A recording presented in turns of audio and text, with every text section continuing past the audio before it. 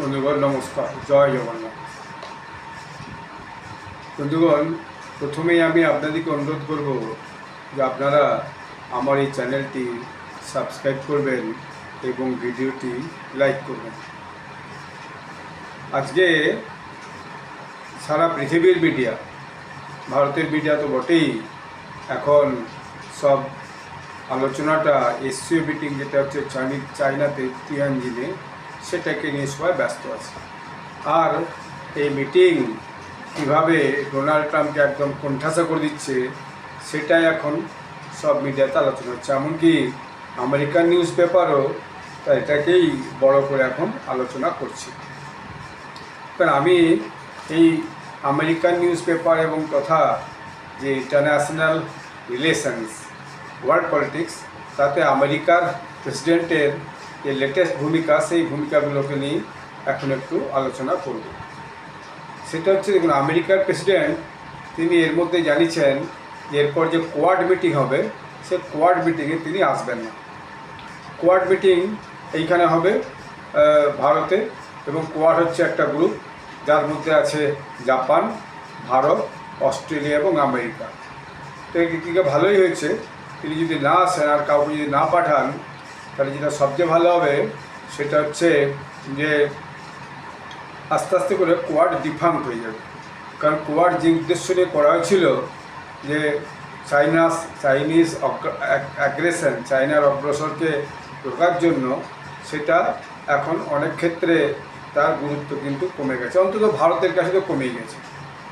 এখন দেখা যাচ্ছে যে চায়নার সঙ্গে যে ভারত এবং রাশিয়া এবং অন্যান্য 20টা দেশ যে এসসিও মিটিং করছে, সেই এসসিও মিটিংয়ে ট্রাম্প ভয়ানকভাবে ট্রাম্প এবং ট্রাম্প প্রশাসন ভয়ানকভাবে ভীত হয়ে উঠেছে। এবং এই ট্যারিফ নীতির ফলে ট্রাম্প তার দেশেই ভয়ানক সমালোচনার সম্মুখীন হচ্ছে। তার দেশের ইকোনমিস্ট, তার দেশের জার্নালিস্ট এবং রিপাবলিকানরা তো অবশ্যই সমালোচনা করবে না, কিন্তু ডেমোক্র্যাটরা সমালোচনা করছে। আর তার জো বিডেনের দল, তাদের যে নেতারা আছে তারাও সমালোচনা করছে। বেশ কয়েকটা রাজ্যে তাদের গভর্নরও আছে। এখন এর মধ্যে কদিন আগে ট্রাম্প একটা মন্ত্রিসভার মিটিং করেছেন। এখন সেই মন্ত্রিসভার মিটিংয়ের যে রিপোর্টটা বেরিয়েছে, সেটা খুবই ন্যাক্কারজনক যাকে বলা যায়। অর্থাৎ সেখানে দেখা যাচ্ছে যে তার মন্ত্রিসভার সদস্যরা, বেশিরভাগ সদস্যই ডোনাল্ড ট্রাম্পকে তোষামত করতে ব্যস্ত। এটাকে নিয়ে একটা মস্ত রিপোর্ট বিভিন্ন মিডিয়া ছেপেছে যে কে কোন মন্ত্রী কীভাবে ট্রাম্পকে তোষামত করছে। ট্রাম্প হচ্ছেন মহান, তার মতো দেশপ্রেমিক আর কেউ হয় না, তিনি মাগার মধ্য দিয়ে আমেরিকাকে একটা উপর জায়গায় নিয়ে যাবেন, এসব বলছে। যখন ট্যারিফ নীতির জন্য ট্রাম্প এখন প্রায় সারা বিশ্বে একঘরে হয়ে আছে। এর মধ্যেই তার এই ট্যারিফ নীতির জন্য যেমনি নরেন্দ্র মোদী জাপানে পৌঁছেছেন, জাপান তার যে ট্রেড ডিল আমেরিকা পাঠার কথা ছিল, সেটাও তারা বন্ধ করে দিয়েছে। কারণ ট্রাম্প ঘোষণা করছেন জাপান নাকি আমেরিকাতে $500 বিলিয়ন ইনভেস্ট করবে। তো জাপান বুঝে নিয়েছে যে এখানে একরকম সেখানে একরকম কথা বলেন ট্রাম্প, এর উপর বিশ্বাস করা যায় না। এখন ইউএর যে দেশগুলো, তারাও এখন ভাবতে শুরু করেছে যে আগামী দিনে যে আমেরিকা যেভাবে ইউ দেশগুলোর উপর ট্যারিফ চাপাচ্ছে, তাই তাদেরকেও বোধহয় সমস্ত আগামী দিনে রিভার্স ট্যারিফ চাপাতে হবে। তারাও সেই ব্যাপারে কথাবার্তা বলছে। এবং ট্রাম্পের এই যে ট্যারিফ নীতির সমস্ত দেশ এখন সমালোচনা করতে শুরু করেছে। অস্ট্রেলিয়া, নিউজিল্যান্ড, চায়না, এরা তো সমালোচনা করতে শুরু করেছে, এরাও সমালোচনা করতে শুরু করেছে। ফলে কেউই আর তাকে বিশ্বাস করছে। এবং এর মধ্যে যার জন্য সে এত যুদ্ধ থামাও করছিল, সেই ডোনাল্ড ট্রাম্প তাকে নোবেল কমিটি তার যে নমিনেশন, সেটাকে নাকি বাতিল করে দিয়েছে। এবং যে তার ক্রাইটেরিয়া সেখানে দেয়া ছিল, তাতে বলা হয়েছে যে তার 3টে ডিফিসিয়েন্সি আছে, ফলে তিনি নোবেল পাওয়ার যোগ্য নন। এরপরে শোনা যাচ্ছে তিনি গ্রিনল্যান্ডে নাকি সিআইএর চর পাঠিয়েছিলেন, যে গ্রিনল্যান্ডকে কীভাবে দখল করা যায় বা গ্রিনল্যান্ডকে কীভাবে কেনা যায়, এরকম একটা মানসিক একটা চিন্তা নিয়ে। এবং দেখা গেল যে সেখানে ডেনমার্ক সেই খবরটা পেয়ে গেছে, এবং ফলে সেখানে খুব একটা কিছু সুবিধা করে উঠতে পারছে না। এবং দক্ষিণ আমেরিকার যে দেশ ব্রাজিল, ভেনেজুয়েলা, তার সঙ্গেও ভীষণভাবে ঝামেলা চলছেই। তো এই যে একটা অবস্থায় যেখানে ট্রাম্পের ট্যারিফ নীতির জন্য ট্রাম্পের জিডিপি এখন বিলো 2% হয়ে গেছে, যেখানে ভারতের জিডিপি 7.8%, এবং ফেডারেল কোর্ট ট্রাম্পকে এই ট্যারিফ নীতির জন্য একটা ধাক্কাও দিয়েছে। তারা বলেছে, ফেডারেল কোর্ট বলেছে যে ট্রাম্পের যে ইমার্জেন্সি পাওয়ার, সেই পাওয়ারের দ্বারা তিনি এইভাবে বিভিন্ন দেশের উপর ট্যারিফ জারি করতে পারেন না বলে তারা সেই কেসটাকে সুপ্রিম কোর্টে পাঠিয়ে দেওয়ার ব্যাপারে সুপারিশ করেছে যে এই জাতীয় অর্ডার দেওয়ার ক্ষমতা তার নাই। এখন সুপ্রিম কোর্টে যদি ওই ফেডারেল কোর্টের রায়টাকে মেনে নেয়, অর্থাৎ আমাদের দেশে আমার হাইকোর্ট এবং সুপ্রিম কোর্ট, সেরকম ওদের দেশে ফেডারেল কোর্ট এবং সুপ্রিম কোর্ট যদি মেনে নেয় এবং ট্রাম্পের যদি ট্যারিফ নীতির উপর চাপিয়ে দেয়, ব্যান করে দেয়, তাহলে কিন্তু ট্রাম্পের এই ট্যারিফ নীতি সব আগামী দিনে ভেস্তে যাবে। এবং তার এই ট্যারিফ নীতির জন্য আমেরিকাতে নিত্য প্রয়োজনের দাম ভীষণভাবে বাড়ছে, এবং বিজনেসম্যানদের একটা বড় অংশ ট্রাম্পের উপর ভয়ানক ক্ষুব্ধ।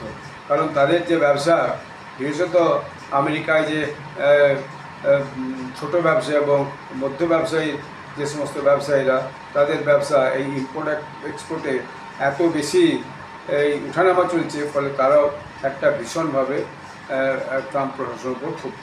জনগণ রাস্তায় নেমে প্রতিবাদ করছে। সব দিক দিয়ে ট্রাম্পের অবস্থা অত্যন্ত খারাপ। এর মধ্যে তার এক যে সহযোগী আছে, যে ট্রেড অ্যাডভাইসার, তার যে সমস্ত টুইট আজকাল দেখছি, সেই টুইটের কথা আলোচনা আলাদা করে করতে হবে।